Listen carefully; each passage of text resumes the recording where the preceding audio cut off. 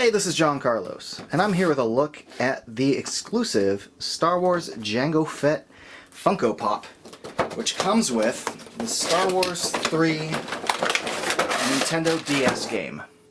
Now, as long as I've been collecting Star Wars Funko Pops and I got a Boba Fett, I've always wanted them to make a Jango Fett, so I'm really happy that they made one. Now, I don't really have a Nintendo DS, so... Now, if you've seen any of my other reviews, you know I hate bobbleheads. I think they're stupid. And I hate these little plastic bases, but luckily they come off, they're not permanently attached, and once the heads stop wobbling, they look just like every other Funko Pop when they're just sitting on your shelf. And I think this pop is awesome.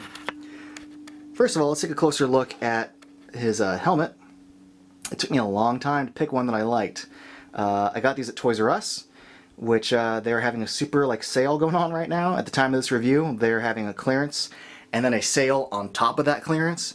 And the discount, this was 50% off already marked down. I got the whole thing with the video game for 15 bucks, and even now it's cheaper than it was a couple weeks ago.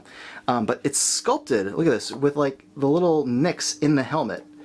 They even have these little scratches in the back, and I really like that it's sculpted with those scratches. Now the paint line on the back is kind of a mess, but I can deal with that. What I had to be on the lookout for, aside from clean black paint in the visor, was these black lines that go across. Some of them were cutting too low or too high or right in the middle of the little triangles. In fact, you can see this one's got some blue touch-up paint. I don't really hate when you can see visible touch-up paint, but even with that, this was the best one of the bunch.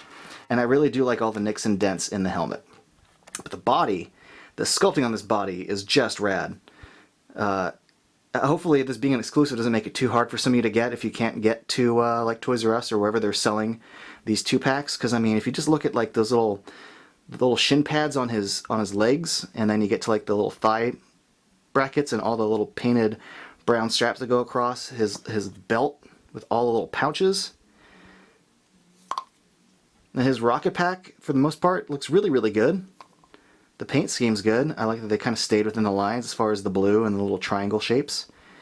Even the blasters are very well sculpted in their detail, and where they meet at the hand, there's no bleed over in the paint. I think the painting on this is really well done.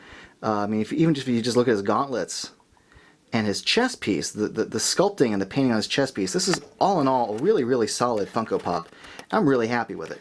Now here's a comparison of it with Boba Fett, so you can see just how much more detailed it is in the chest.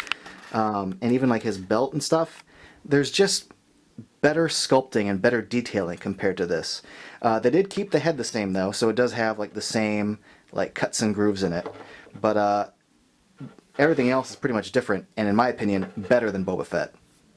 Thanks for watching.